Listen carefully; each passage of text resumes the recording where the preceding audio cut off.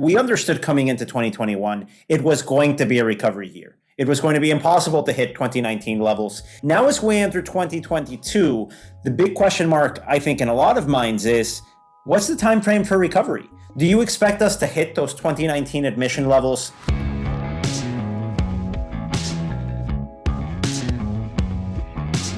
This is the Box Office Podcast. I'm Russ Fischer, the editorial director of the Box Office Studios, and this week I am speaking to Daniel Loria, the editorial director of Box Office Pro, and Shawn Robbins, the chief analyst at Box Office Pro.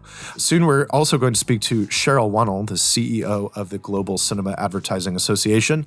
But before that, we are looking forward to the next couple of weeks, in particular because we are about to see the release of Spider-Man: No Way Home, the third solo Spider-Man movie from Sony and Marvel Studios starring Tom Holland as Spider-Man, likely to be one of the biggest releases of the year.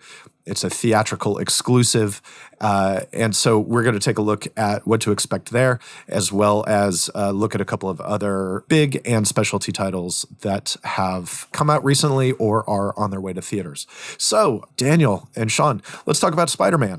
In my book, for my money's worth, this is the most prolific, probably the most important blockbuster movie we've seen since Star Wars: Rise of Skywalker, pre-pandemic. This is that level of a movie, and I think we've kind of seen all of the hype, all of the anticipation really bear out over the last couple of weeks. We've talked about it for almost a year since the movie was officially titled and announced, and we had an idea of what it was going to be about. But ever since the trailers have released and pre-sales began around the Thanksgiving holiday, it's just kicked up another notch every time. There's really not been any slowdown. So this is exactly what every single one of us from a business industry perspective have been really waiting for since the pandemic began. And I think that, as we record this, the review embargo has just broken for Spider-Man: No Way Home with 52 reviews on Rotten Tomatoes. It has 100% tomato meter reading on Rotten Tomatoes. The tomato meter is for anyone who's looked critically at it, is always a little bit interesting to really break down. But that 100% score, I think, reflects a little bit of what Shawn is saying, which is excitement for the movie and maybe an anticipation of something that feels a little bit like things are really back and kicking in. And maybe it's also a really good movie. Both of those things would be great for us. And you know what? I have to tell you guys, I went to the media screening for this movie on Monday night here in New York City. It felt like I was going to opening night. There was applause, there was cheering from a lot of working press that were seeing this for the first time. I really felt an excitement out of a press screening that I usually don't feel. After having seen the film, I'm very excited to see how audiences react to this. I think it's going to be a very audience-friendly film. And I say that both for the fans and for people like myself that haven't seen all these Marvel TV shows, don't really know what some of the more obscure superheroes are.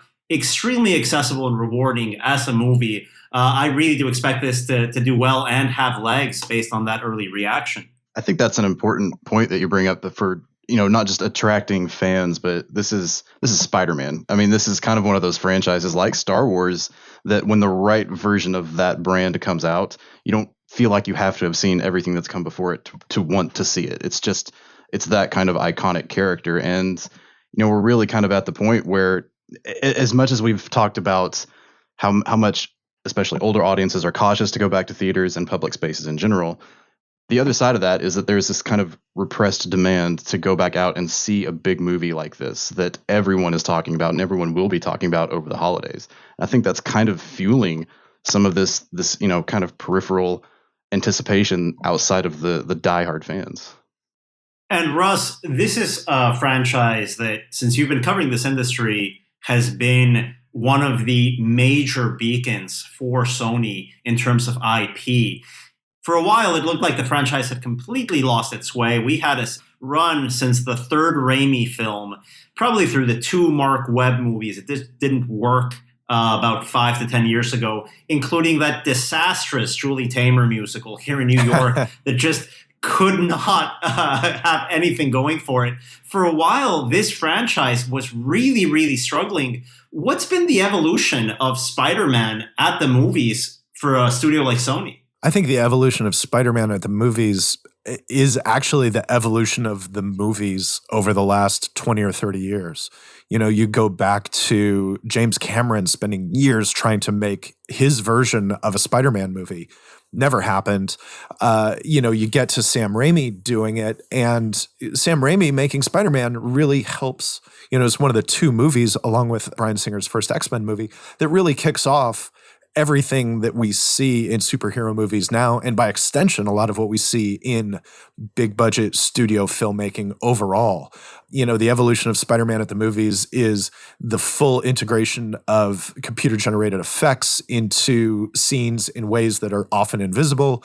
It's bringing intellectual properties and stories to the big screen in ways that I think a lot of producers going back years thought could never be done. It's a process of familiarizing the audience with what a superhero movie is and what to expect from it, all of which leads to the point where now we've got this thing where, you have Spider-Man hopping through a multiverse. You have villains from previous disassociated incarnations of the franchise cropping up. You've got the Green Goblin from the Sam Raimi movies, Dr. Octopus from the Sam Raimi movies, Electro, played by Jamie Foxx from those Mark Webb movies that you mentioned, which failed. Those characters are all in this movie, and probably more that I don't know about because I haven't seen it yet. I don't want to know. Don't tell me, please. But it's like, that's kind of remarkable that the biggest movie of the year is this strange, meta take on the Spider-Man movie series as a whole. You step back and look at it critically, that's kind of remarkable, and it speaks to the market power and the interest of Spider-Man, a character who is, I think, fundamentally good-natured and optimistic, which stands in direct opposition to some of the assumptions about superhero movies. It's very easy to like Spider-Man. It's very easy to like Spider-Man movies, even when they're not great. Those villains that you mentioned, Russ, the performances were great. Jamie Foxx actually is still in his Mike Tyson shape. Jamie Foxx, as some of you may know, is playing Mike Tyson in an upcoming series. He just kept the haircut. He kept the look. He's in heavyweight fitness for this role. It's fantastic. Willem Dafoe delivers a great performance, and Alfred Molina is as much of a guarantee as you could ask for at the movies. I'm just really taken aback by how well this worked with an audience. Now let's talk numbers, Shawn. What can we expect from this title on its opening weekend here in North America? A lot of money, and that's it. That's going to be the official prediction.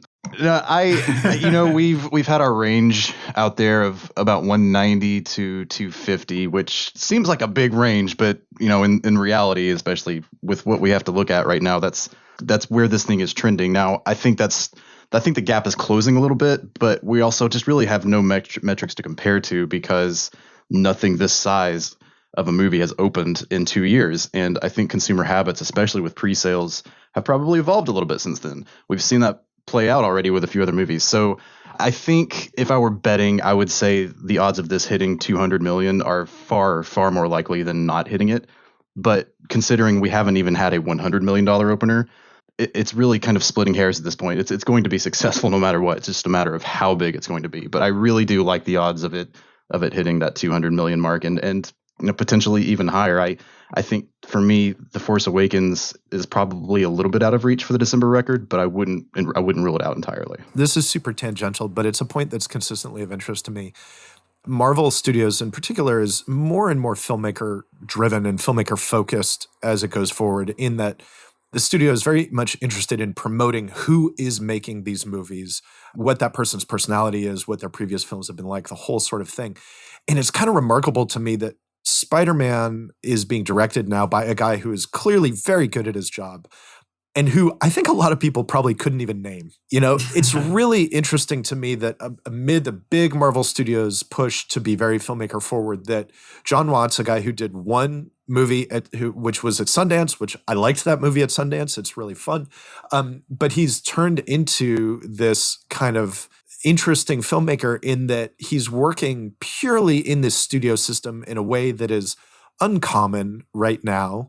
And he's doing so semi-anonymously, in that he's not a huge part of the promotion. His name is not a huge part of the promotion for these movies.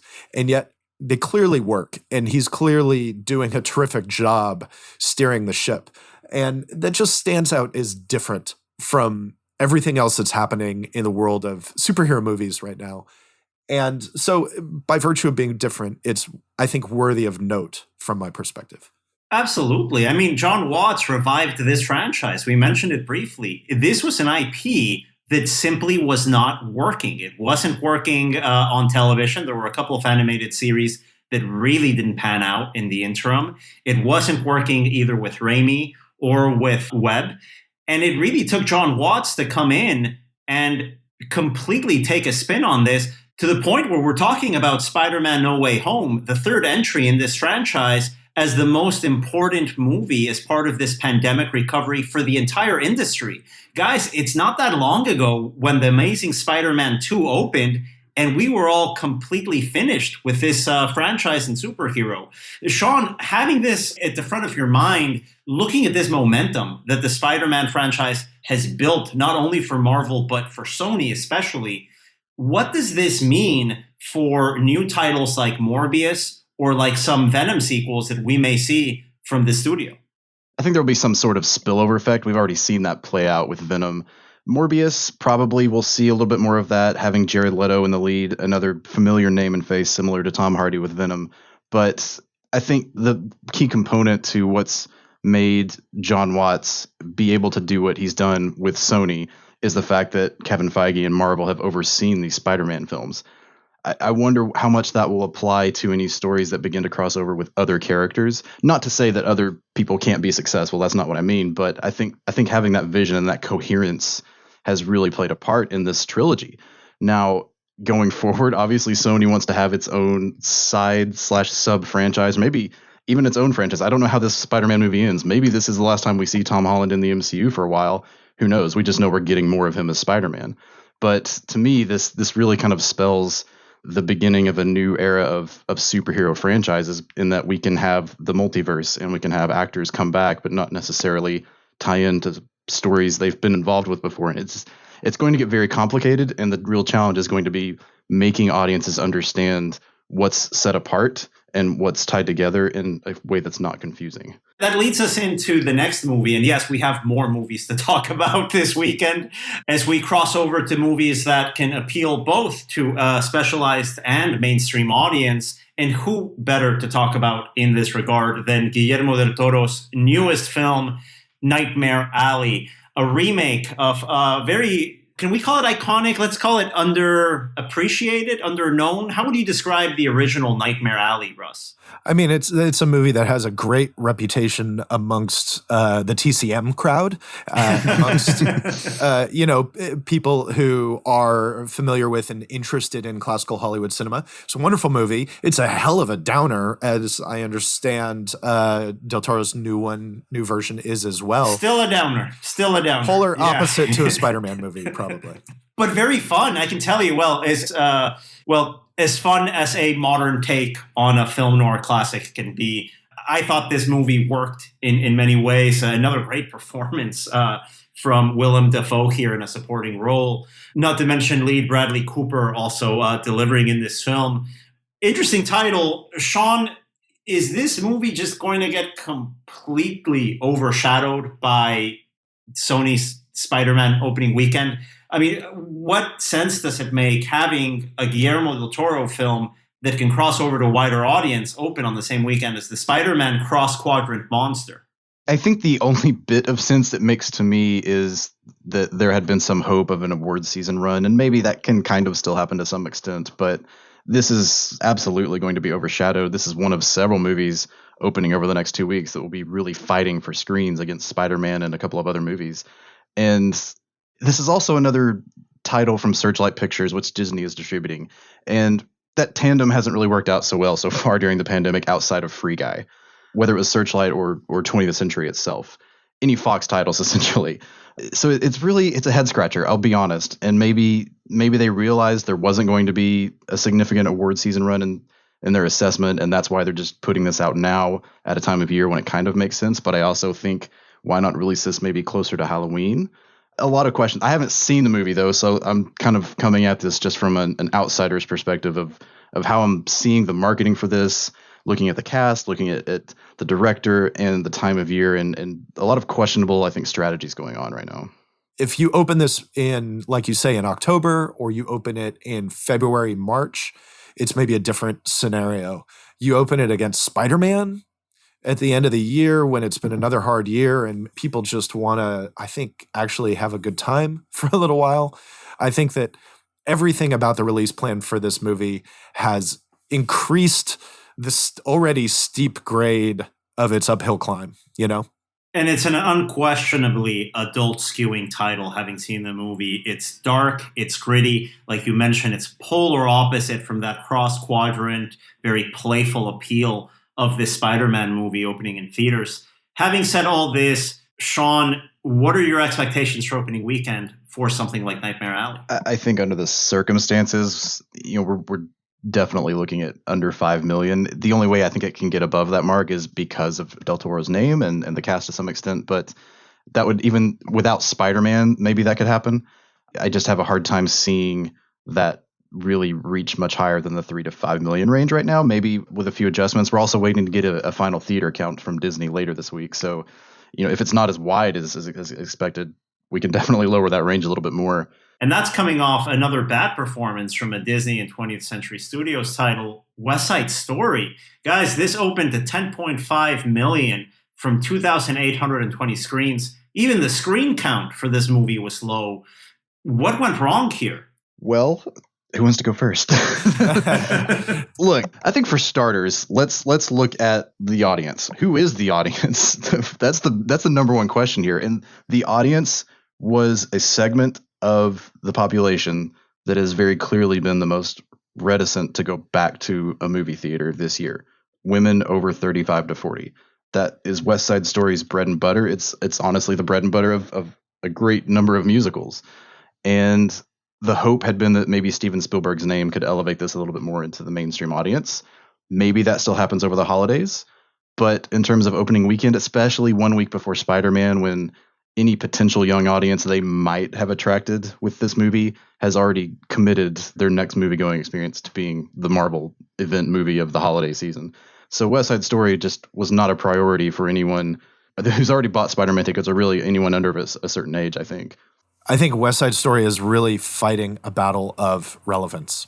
It's a powerful story. It's a story that obviously continues to have appeal for a lot of audiences, but I think that there was a lot of work to do in reminding people of that, and in maybe convincing those who are unfamiliar with it that, this property has been around for a long time for a reason.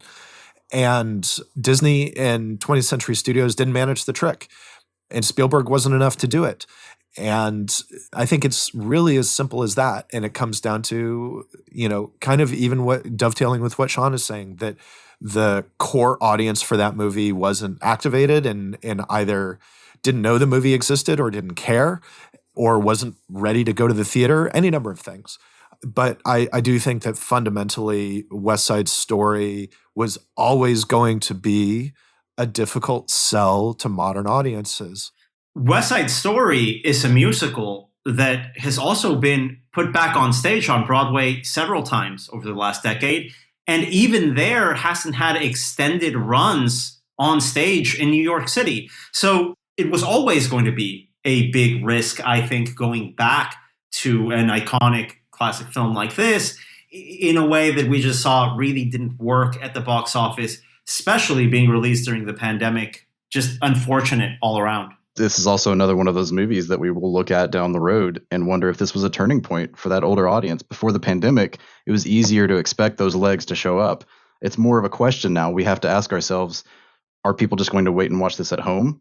Is maybe 10 to 15% of that audience never going back? It's hard to say. Definitely a concern as we look forward to 2022 at these long-standing effects of this pause, of this intermission in moviegoing from older audiences. Looking over the rest of the box office here, we had some positive performances from specialty films under a platform release, namely P.T. Anderson's Licorice Pizza from United Artists, holding on fairly well from those 4 70mm screens it has $172,000 in its third weekend, $1.1 million in its early theatrical run. Sean Baker's Red Rocket from A24 opening to $96,000 from 6 screens in its platform debut here in North America. Both these titles performing very well in New York and LA. So let's move forward real fast before our interview with Cheryl Wannell from the Global Cinema Advertising Association to some of the movies that we can look forward to in Q1 of 2022, or at least some of those movies that already have trailers out there that are on our box office company's box office trailer network that you can find on YouTube. Russ, you're deeply involved in this part of our business. What are the trailers that you're seeing getting a lot of traction online from viewers? Some of them are the ones that you would expect. Spider-Man, The Batman, which opens in March, titles like that.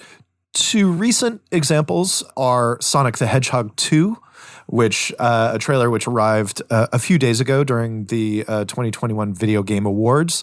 And that's kind of an interesting title because the original Sonic the Hedgehog is Paramount title, received a lot of fan backlash after the initial trailer release because fans of this video game character hated the way the character looked in the movie. The studio and the filmmakers responded. They said, you know what? You're right. We blew it.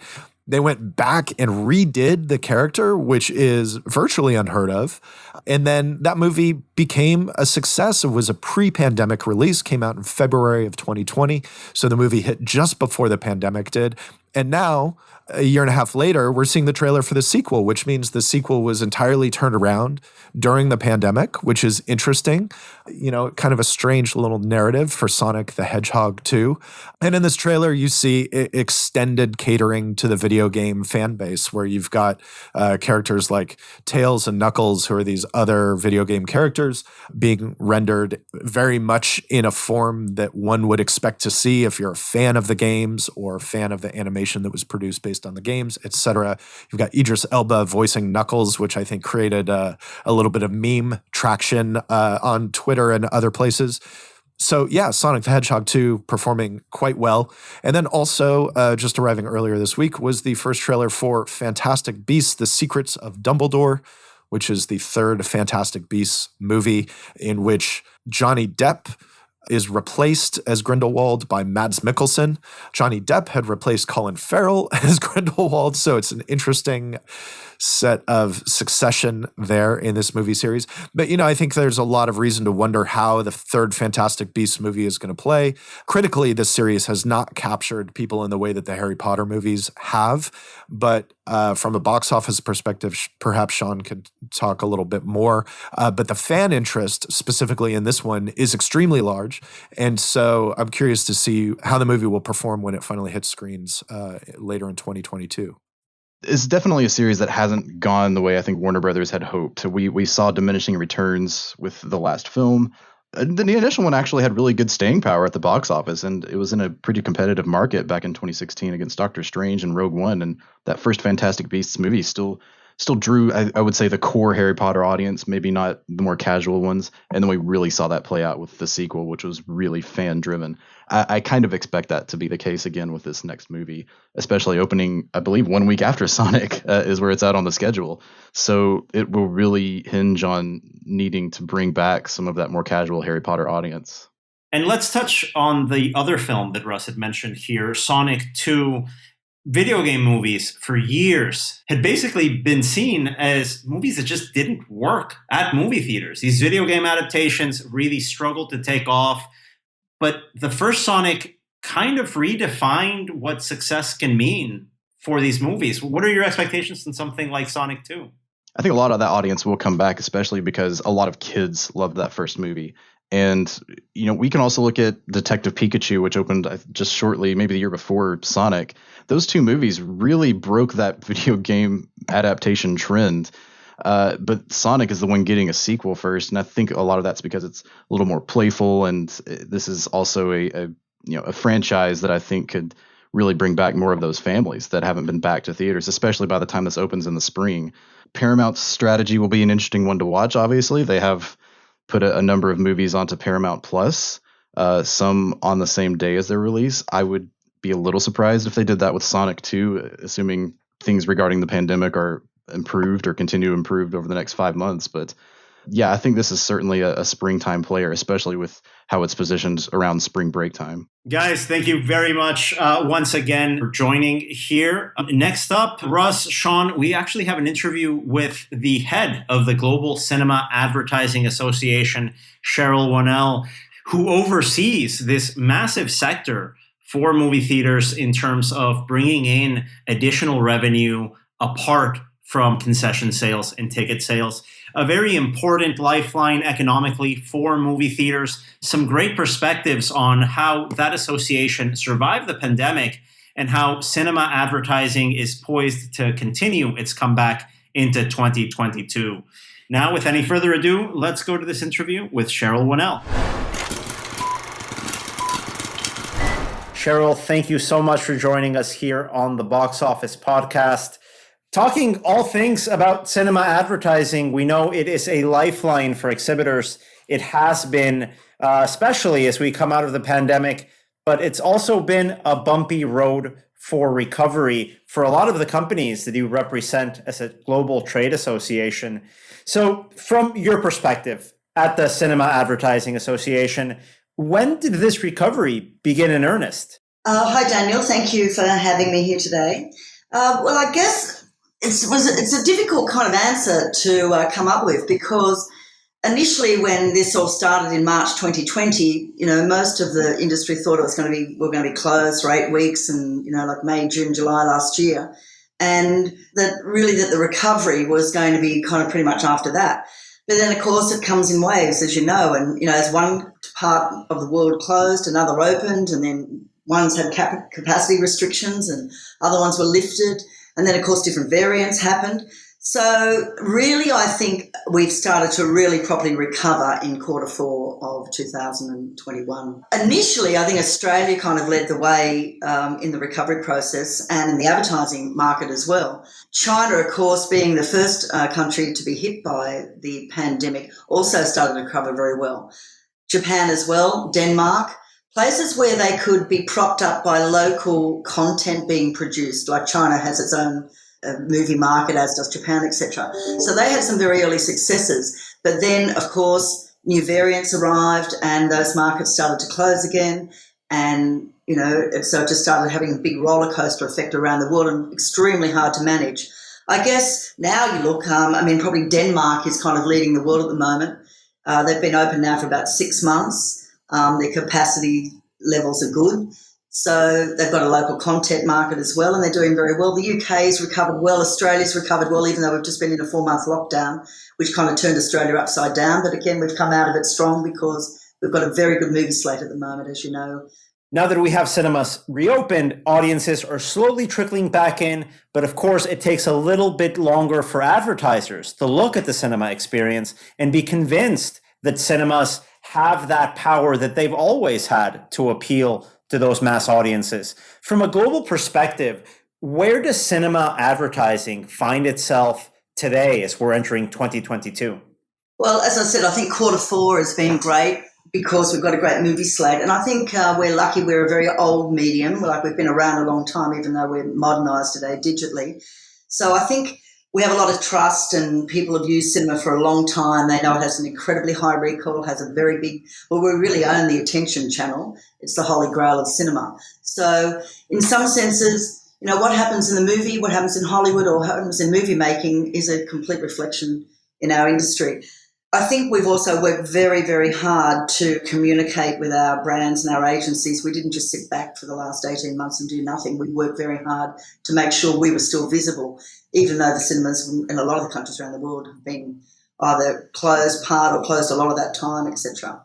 So I think we're in a good position. I think that we are feeling positive. If you look at the UK, revenue and audiences in lots of parts of Europe, but especially in the UK, are now pretty much line ball with 2019 same period. Denmark are beating those figures in audiences and revenue. So I think we are in a good position now, and we're going to be heading into 2022 very comfortable and very positive. Oh, of course, you mentioned those 18 months where everybody in the industry had to go back to the drawing board and innovate a little bit. Here in the United States, you had exhibitors reopening and selling concessions to go really outside of their cinemas to cars as they were getting through. We've seen pop-up drive-ins, so many concepts of innovating with the restrictions.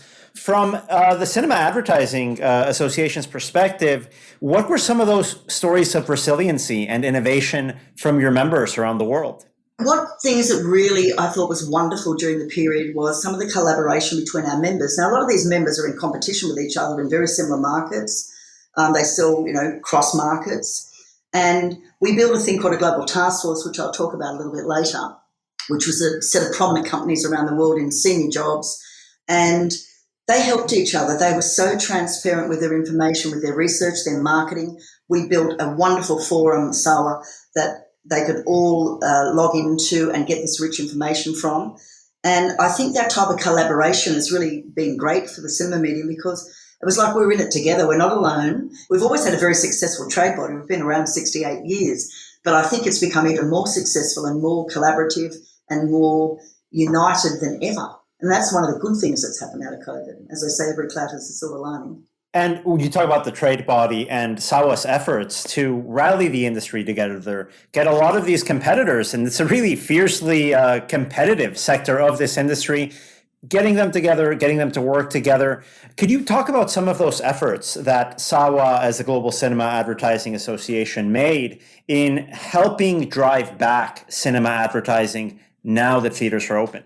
Initially, when this all happened, there were two schools of thought. One was we stopped our fee membership, we wound SAWA back, we went into a dormant environment for as long as it needed. Who knew it was going to be 8 weeks or who knew it was going to be 18 months?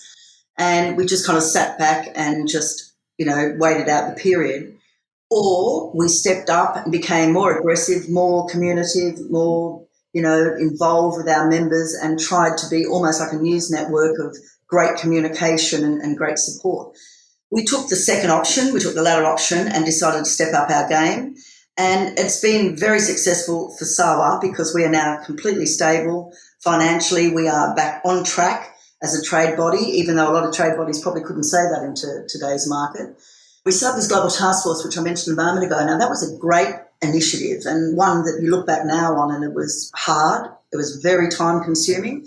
It was difficult because we had 10 prominent companies in the cinema advertising space around the world that came together every Monday night on Zoom, and sometimes it was midnight in some countries. We met some great people.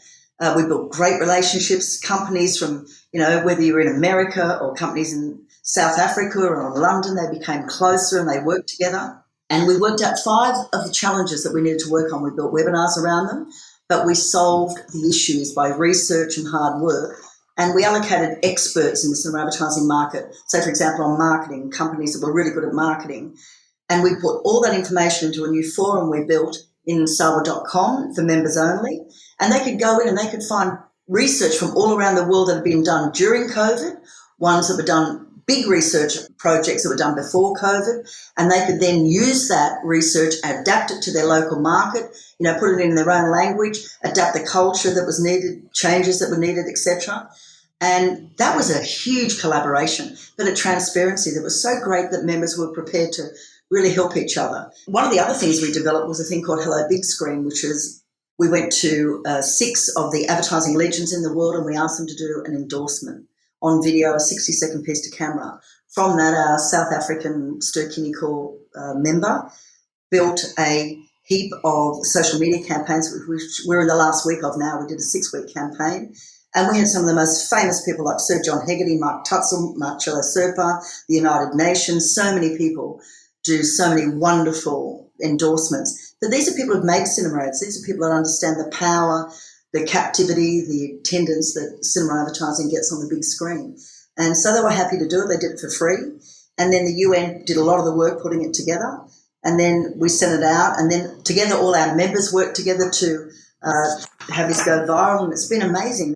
It's so interesting to hear, especially from the perspective of cinema advertising, because you're in constant contact not only with exhibitors, but also with advertisers, with brands that are looking to get back into the movie theater screens when they know those audiences are back. That's why when you mention all of the research that you've made available for your members, looking at a country per country basis, on what the recovery looks like. I think you guys are best informed as to what we can expect or where we are as a global industry. Having said that, we understood coming into 2021, it was going to be a recovery year. It was going to be impossible to hit 2019 levels in a year where it was marked by vaccine availability around the world.